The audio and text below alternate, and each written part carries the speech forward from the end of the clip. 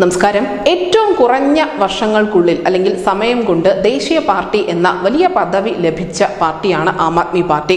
ഇത് വലിയ വാർത്താ പ്രാധാന്യം നേടുകയും ഒക്കെ ചെയ്തിരുന്നു. കാരണം വർഷങ്ങളായി ദേശീയ പാർട്ടി പദവി നിലനിർത്തിയിരുന്ന പലരും താഴെ പോകുന്ന അവസ്ഥ നമ്മൾ കണ്ടതാണ്.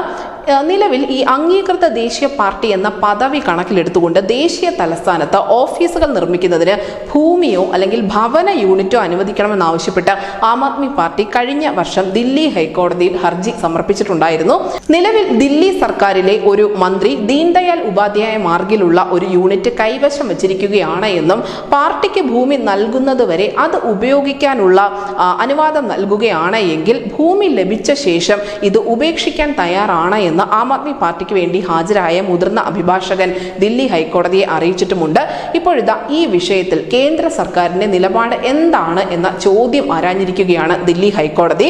ദീൻദയാൽ ഉപാധ്യായ മാർഗിലോ ദില്ലിയിലെ മറ്റ് കണ്ണായ പ്രദേശങ്ങളിലോ ഒഴിഞ്ഞു കിടക്കുന്ന ഭൂമി ലഭ്യമല്ല എന്നുള്ള കാരണം കൊണ്ടാണ് കേന്ദ്രം നേരത്തെ ഈ ആം ആദ്മി പാർട്ടിയുടെ അപേക്ഷ നിരസിച്ചത്. എന്നാൽ ഓഫീസുകൾ നിർമ്മിക്കുന്നതിന് മൊത്തം 1000 ചതുരശ്ര മീറ്റർ വിസ്തീർണത്തിന് അർഹതയുണ്ട് എന്നാണ് ആം ആദ്മി പാർട്ടി വാദിക്കുന്നത്. ദേശീയ പാർട്ടിയായി അംഗീകരിച്ച് ഏകദേശം 6 മാസം പിന്നിട്ടിട്ടും ഭൂമി നിഷേധിക്കുന്നത് ന്യായീകരിക്കാനാവില്ല എന്നുകൂടി ഹർജിയിൽ പറയുന്നുണ്ട്. നിലവിൽ എന്തായാലും ഈ വിഷയത്തിൽ അന്തിമ തീരുമാനം എടുക്കേണ്ടത് കേന്ദ്ര സർക്കാർ തന്നെയാണ്. കേന്ദ്ര സർക്കാരിന്റെ മറുപടിക്ക് വേണ്ടി കാത്തു നിൽക്കുകയാണ് ആം ആദ്മി പാർട്ടിയുടെ നേതൃത്വവും. News desk news India Malayalam.